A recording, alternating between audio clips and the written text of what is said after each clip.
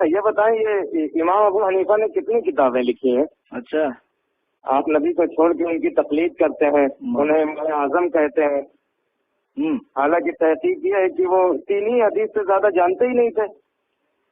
ایسا ہے اب مولوی صاحب جی کہ امام ابو حنیفہ رحمہ اللہ نے جو کتابیں لکھی ہیں تو مشہور کتاب فقہ اکبر اور کتاب الآثار، اور اس کے علاوہ 15 کتابیں امام صاحب کی ہے، اور سب سے بڑا جو ان کی حیات کا کارنامہ ہے کہ انہوں نے علم فقہ کی تدوین کی، فقہ کو مدون کیا۔ اور ملا علی قاری رحمہ اللہ فرماتے ہیں کہ قرآن و حدیث سے امام اعظم ابو حنیفہ رحمہ اللہ نے 9 لاکھ مسائل حل کیے ہیں، اور اسی ان کے فقہ کی تدوین کی یہ برکتیں ہیں کہ لاکھوں کتابیں اب تک فقہ کی لکھی جا چکی ہے، ہدایہ، عالمگیری، در مختار وغیرہ۔ اور جس ہدایہ کا آپ لوگ رونا روتے نا، بڑے گندے مسائل اس میں بھرے ہیں اور بڑے تقریب اخلاق مسائل ہے، معاذ اللہ، وہ کتابیں آپ کے مدرسے میں بھی پڑھائی جاتی، اسی کو پڑھ کے تم بھی مولوی بنے ہو۔ نہیں، میں بتا رہا ہوں تم کو، تم لوگ کتنے بڑے مکار ہو کہ تم چاہتے ہو کہ فقہ حنفی کو ملک سے نکال دیا جائے۔ پہلے اپنے مدرسے سے تو نکالو یار، اس کو پڑھے بغیر تو تم لوگ مولانا بھی نہیں بن سکتے ہو۔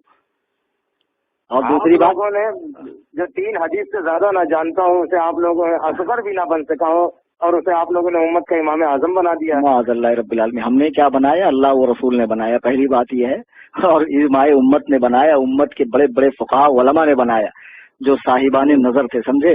اور دوسری بات، 3 حدیث کی جو بات تم کر رہے ہو نا، یہ تمہارا امام اعظم سے حسد ہے، ورنہ اب تک تو تمہارے مولوی بولتے تھے کہ 17 حدیث جانتے ہیں، اور اب تم کہہ رہے ہو کہ تحقیق یہ ہے کہ 3 حدیث جانتے تھے۔ کون جاہل تحقیق کیا بے؟ کس جاہل کی یہ تحقیق ہے کہ امام اعظم 3 حدیث جانتے تھے؟ تاریخ پڑھی ہے، سیرت کا مطالعہ کیا ان کی؟ ہمارا چھوڑو، علماء احناف کا علامہ حافظ ابن عبد البر مالکی رحمہ اللہ نے 10 جلدوں میں امام اعظم کی شان میں ایک کتاب لکھی ہے، مالکی مذہب سے تعلق رکھتے ہیں۔ اس میں وہ لکھتے ہیں کہ امام اعظم نے بوقت وفات، سن رہے ہیں مولوی صاحب؟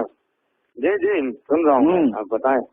بوقت وفات اپنے بیٹے کو بلا کر کہا، بیٹا مجھے 5 لاکھ حدیثیں یاد ہیں، اس میں سے میں تمہیں 5 حدیثوں کے ذریعے نصیحت کر رہا ہوں۔ تو امام اعظم تو خود کہہ رہے ہیں کہ مجھے 5 لاکھ حدیثیں یاد ہیں، اور میں اس میں سے تمہیں 5 باتوں کی نصیحت کر رہا ہوں۔ تو جو زمانہ خیر القرون میں ہو، جسے شرف تابعیت نصیب ہو، جس نے 70 صحابہ کی زیارت کی ہو، صحابہ سے حدیثیں جس نے روایت کی ہو، تو تم اس کے بارے میں کہتے ہو 3 حدیث جانتے ہو؟ تم کتنی حدیث جانتے ہو بے؟ نہیں جناب من، آپ لوگ صحیح حدیث کے ہوتے ہوئے بھی قول امام پر عمل کیوں کرتے ہیں بھائی؟ نہیں، ابھی تو تم پہلے وہی بات کرو کہ آپ کتنی حدیث جانتے ہو۔ ابھی تم نے کہا نا کہ امام کو، نبی کو چھوڑ کر امام کا اتباع کرتے ہیں۔ ہاں وہ تو صحیح کہہ رہا ہوں میں۔ تم نے قرآن پڑھا نہیں؟ اطیعوا اللہ واطیعوا الرسول واولی الامر منکم، اللہ کی اطاعت کرو، رسول کا حکم مانو، امر والوں کا حکم مانو۔ تو امر والوں کی تفسیر ابن عباس وغیرہ کی پڑھی نہیں ہے آپ نے کہ اس سے علماء اور فقہا مراد ہے؟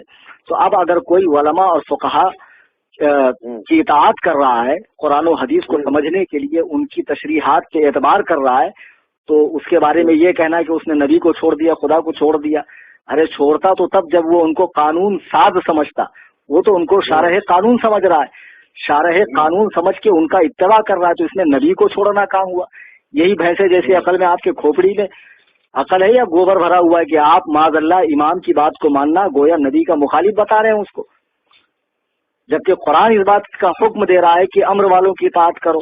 اور ایک بات میں آپ کو بتاؤں کہ آپ لوگ بھی تو بار بار بخاری مسلم سے حدیث لیتے ہو، بخاری مسلم کا حوالہ مانگتے ہو، تو ہم بھی تو کہہ سکتے ہیں کہ آپ معاذ اللہ رب العالمین بخاری مسلم سے حدیث کیوں لیتے ہو؟ صحابہ تو نبی سے حدیث لیتے تھے۔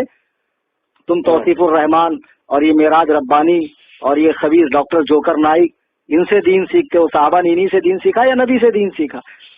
تو ہم بھی تو کہہ سکتے تم نے نبی کو چھوڑ کر ان کو اپنا معاذ اللہ معبود بنا لیا، خدا بنا لیا، تم بھی تو پکے مشرک ہو۔ بات کرنے سے پہلے سوچا کرو مولوی صاحب۔ جناب من، آپ لوگ صحیح حدیث کے ہوتے ہوئے بھی قول امام پر عمل کیوں کرتے ہیں بھائی؟ حدیث کے اصل دشمن حنفی ہیں یا اہل حدیث؟ معاذ اللہ۔ صوفی جی ایک کتاب اور لکھیں آپ، احناف حدیث کے اصلی دشمن۔ اچھا مولوی صاحب ایک بات بتائیے، تم جو کہہ رہے ہو تو صرف تمہارا کہنا جو ہے نا وہ کافی نہیں ہے، اس کی دلیل بھی آپ پیش کریں کہ احناف نے حدیث کی کب مخالفت کی ہے، اس کا ثبوت پیش کریں آپ۔ ارے کیا صحیح بخاری میں آپ نے یہ حدیث نہیں پڑھا؟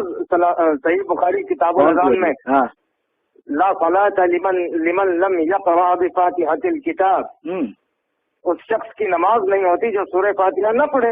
اچھا، تو مجھے معلوم تھا تم آج آ کر حضرت عبادہ بن صامت کی، یہ حضرت عبادہ بن صامت کی روایت ہے نا، ہاں یہ حدیث پیش کرو گے۔ تم صرف نام کے اہل حدیث ہو بیٹا، تم کو ابھی حدیث سمجھنے کی صلاحیت تمہارے اندر بھی نہیں، اور تمہارے بڑے بڑے الو مائے کرام میں بھی نہیں، علماء نہیں، الو مائے کرام، سمجھے؟ آپ گھمائے پھرائے نا جواب دیں۔ ارے میں تمہیں جواب ہی دے رہا ہوں مولوی صاحب، لا صلاۃ لمن لم یقرأ بفاتحۃ الکتاب جو حدیث ہے، امام احمد بن حنبل اور حضرت سفیان بن عیینہ فرماتے ہیں کہ یہ حدیث اکیلے نماز پڑھنے والے منفرد اور امام کے لیے ہے، مقتدی کے لیے اس کا حکم نہیں ہے، مقتدی کے لیے اس کا حکم نہیں ہے۔ تو آپ کیسے کہہ رہے ہیں کہ معاذ اللہ جو سورہ فاتحہ نہیں پڑھتا اس کی نماز ہی نہیں ہوتی؟ کس بنا پر کہہ رہے ہیں آپ بتائیے؟ ارے صوفی جی لیکن اس حدیث میں لفظ من تو عموم کے لیے آیا ہے نا، تو اس میں جو من عموم کے لیے آیا ہے تو اس عموم کی صراحت اللہ نے کی ہے یا رسول اللہ نے کی ہے؟ اور آپ تو اس جماعت سے تعلق رکھتے ہیں کہ جس جماعت میں اگر حضور پاک صلی اللہ علیہ وسلم بھی بغیر وحی کے کچھ کہیں تو آپ کے علماء کہتے ہیں مت مانو۔ طریق محمدی کتاب کا نام سنا ہے؟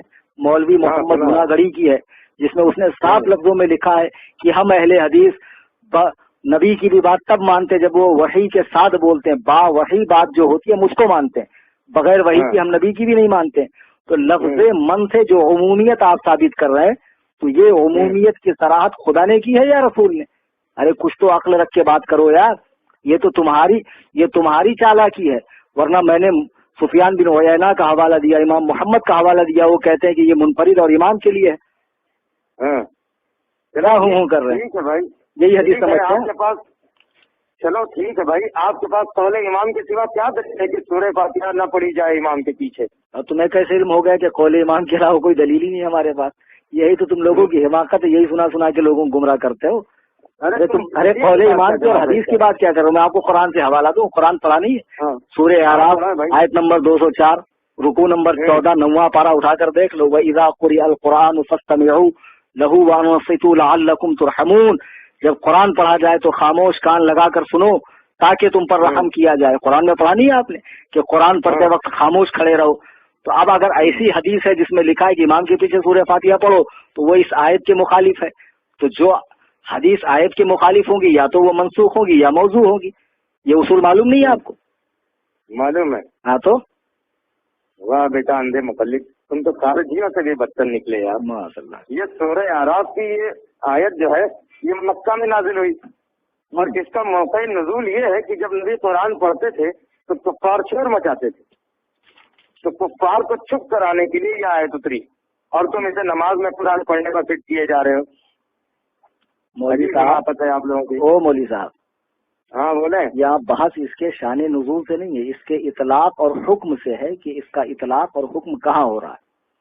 آپ کو معلوم ہوگا کہ صحابہ پہلے حالت نماز میں بات کرتے تھے، پھر آیت کریمہ اتری وقوموا للہ قانتین، اپنے رب کے حضور خاموش کھڑے رہو۔ پھر صحابہ نے باہم مشورہ کیا کہ اب خاموش کھڑے رہنے سے تو بہتر یہ ہے کہ ہم لوگ قرآن ہی پڑھیں، چنانچہ قرآن پڑھنے کا رواج شروع ہوا۔ تو پھر یہ آیت کریمہ اتری وَإِذَا قُرِئَ الْقُرْآنُ فَاسْتَمِعُوا لَهُ وَأَنصِتُوا لَعَلَّكُمْ تُرْحَمُونَ، اپنے رب کے حضور خاموش کھڑے رہو، جب قرآن پڑھا جائے کان لگا کر سنو تاکہ تم پر رحم کیا جائے۔ اب تم کہتے ہو کہ یہ آیت کفار مکہ کے لیے اتری، یہی کہا نا جی آپ نے؟ ہاں میں نے یہی کہا۔ یہی تم لوگ یار قرآن حدیث سمجھتے ہو۔ لعلکم ترحمون سے کیا سمجھا آپ نے؟ تاکہ تم پر رحم کیا جائے۔ اب ایک بات بتاؤ کہ نبی پاک صلی اللہ علیہ وسلم خانہ کعبہ میں قرآن پڑھ رہے ہیں اور کفار شور مچا رہے ہیں، اگر کفار شور نہ مچاتے تو کیا ان پر رحمت ہوتی ہے اللہ کی؟ اللہ کی رحمت کافر پر ہوتی ہے؟ قرآن پڑھا نہیں؟ وَنُنَزِّلُ مِنَ الْقُرْآنِ مَا هُوَ شِفَاءٌ وَرَحْمَةٌ لِّلْمُؤْمِنِينَ، ہم نے اس قرآن کو نازل کیا ہے جو شفا ہے اور رحمت ہے مومنوں کے لیے۔ وَلَا يَزِيدُ الظَّالِمِينَ إِلَّا خَسَارًا، اور یہاں ظالم سے جو مراد ہے ظالمین سے وہ کفار ہیں، اور کافروں کا اس میں خسارہ نقصان بڑھتا ہے۔ تو اب مجھے ایک بات بتاؤ، آپ کافر کو سلام کرتے ہیں؟ نہیں کیوں بالکل نہیں کرتے بھائی؟ मना किया गया, तो काफिर के लिए रहमत थोड़ी है, मोमिन के लिए भाई। तो लो तुमने खुद ही जवाब दे दिया, काफिर के लिए जब रहमत नहीं है तो इस आयत में यही तो लिखा है कि जो खामोश कुरान सुने उसके लिए रहमत है। तो जब मुसलमान खामोश कुरान सुनेगा उसके लिए रहमत है, काफिर खामोश भी रहेगा तब भी उसके लिए रहमत नहीं। अब तुम खुद ही कह रहे हो कि सलाम में रहमत है, वो काफिरों को नहीं भेजा जाता है। तो इस आयत में भी तो वही है कि जो खामोश मुसलमान कुरान सुने उस पर रहमत होगी, समझे। और दूसरी बात नहीं, कुरान की आयत है ना, तो अब आप तफसीर मदारिक उठा कर देखें, वह जमहूर सहाबती वो जमहूर सहाबा अला अन्नहु फी इस्तिमाइल मुअत्तिन, आम सहाबा का फरमान ये है कि ये आयत करीमा नमाज में इमाम के कुरान पढ़ने के हवाले से उतरी है। इस आयत करीमा की तफसीर करते हुए साहिब मदारिक लिखते हैं कि जब इमाम कुरान पढ़ता मुख्तदी पीछे पढ़ते तो उस मौके के लिए आयत उतरी। अब हम तफसीर की माने या तुम्हारी माने? चलो मान लिया कि ये नमाज में इमाम के पीछे कुरान तुम क्या नहीं मानोगे यार, तुम्हारे यहाँ जो शेखुल हदीस होता है ना, वो हमारे यहाँ उसका दाखिला मकतब में होता, समझे। तुम लोग हमारे कुरान हदीस बाजीचे अतफाल नहीं है, बच्चों का खेल नहीं, समझे।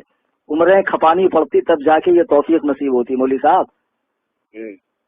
मान लिया भाई, मेरी बात सुने, नमाज में इमाम के पीछे कुरान पढ़ने पर मना होने के लिए ये सूरह आपने सुनाई मुझे, मगर मान लिया आपने कुरान मान लिया आपने। हाँ, लेकिन मेरा सवाल आप देखे ना, सूरह फातिहा कुरान कहाँ है? क्या सही बुखारी किताब क्या कहा सूरह फातिहा कुरान नहीं है? हाँ, सूरह फातिहा कुरान नहीं है, कहाँ है भाई कुरान? माज़अल्लाह, क्या है सूरह फातिहा? हदीस है क्या? क्या सही क्या? हाँ बिल्कुल हदीस है, मेरे पास सुना था इसका।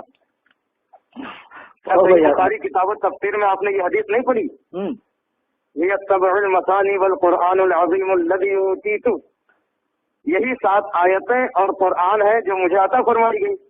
अच्छा सुनो मौली साहब, ऐसा है, तुम तो सिर्फ बुखारी का नाम जानते हो। अल्हम्दुलिल्लाह मैं बुखारी पढ़ाता हूँ, न जाने कितने तुम जैसे बुखारी पढ़ने वालों को अब तक मैंने फारिग कर दिया, समझे। अच्छा हाँ, तो ये जो हदीस आप पढ़ रहे हैं ना, ये हदीस का आखिरी हिस्सा, ये समझने में भी आपको गलती हो रही। ये किताबुत तफसीर में हजरत अबू सईद बिन मुअल्ला की रिवायत है ना। अच्छा, यही ना, वो कहते हैं कि रोज मैं मस्जिद नबवी में नमाज पढ़ रहा था कि रसूलुल्लाह ने मुझे आवाज दी, तो मैं बाद नमाज हाजिर हुआ तो हुजूर ने फरमाया, क्या तूने खुदा का हुक्म नहीं पढ़ा कि जब अल्लाह और रसूल बुलाएं तो फौरन हाजिर हो जा। यही है ना? हाँ यही है भाई, यही है। हाँ, अल्लाह और रसूल बुलाएं तो फौरन हाजिर हो जा। फिर उसके बाद वो फरमाते हैं कि जब मैं हाजिर हुआ तो हुजूर ने फरमाया, तुझे ऐसी सूरत ना बताऊं जो कुरान की तमाम सूरतों की सरदार है, इससे पहले कि तुम मस्जिद से निकलो। फिर आपने मेरा हाथ पकड़ लिया और मस्जिद से तशरीफ ले जाने लगे, तो मैंने अर्ज किया, आपने नहीं फरमाया था कि ऐसी सूरत बताऊंगा जो तमाम सूरतों की सरदार है? तो फरमाया वो अलहम्द शरीफ है, वह सबउल मसानी, यही पढ़ा था ना आपने?